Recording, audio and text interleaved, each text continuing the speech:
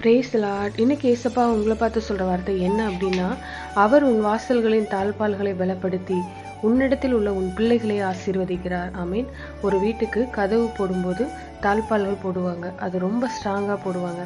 ஏன் போடுறாங்க அப்படின்னா பாதுகாப்புக்காக.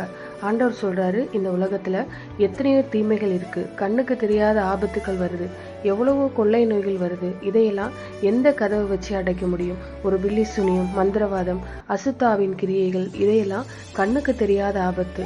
நம்ம கதவு லாக் பண்ணி இருந்தாலும், ஜன்னலை லாக் பண்ணி இருந்தாலும் அதையெல்லாம் தடுத்து நிறுத்த முடியுமா? ஆனா ஆண்டவர் நம்முடைய தாழ்பால்களை பலப்படுத்துவார் அப்படின்னா என்ன அர்த்தம்? அவர் உங்களை பாதுகாப்பார். அது மட்டும் இல்லாம உங்க பிள்ளைகளையும் ஆசீர்வதிப்பார். நிறைய பேர் எல்லாருமே வீட்டில் பிள்ளைங்க பாதுகாப்பா இருக்கணும், என் பிள்ளைக்கு எந்த ஆபத்தும் வந்துடக்கூடாது, எந்த தீமையும் அவங்கள தாக்கிடக்கூடாதுன்னு தான் நம்ம நினைப்போம்.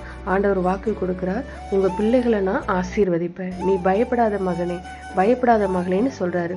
உன் தாழ்பால்களை நான் பலப்படுத்துவேன், சத்துருக்கள் நுழைய முடியாது, ஆபத்து நுழைய முடியாது. அதனால பயப்படாதீங்க.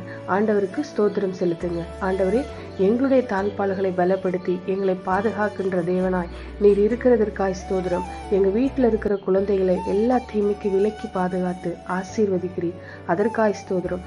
நாங்கள் அதை விசுவாசிக்கிறோம், அந்த ஆசீர்வாதத்தை பெற்றுக்கொள்கிறோம். இயேசுவின் நாமத்தில் ஜெபிக்கிறோம் பிதாவே. ஆமென். God bless you.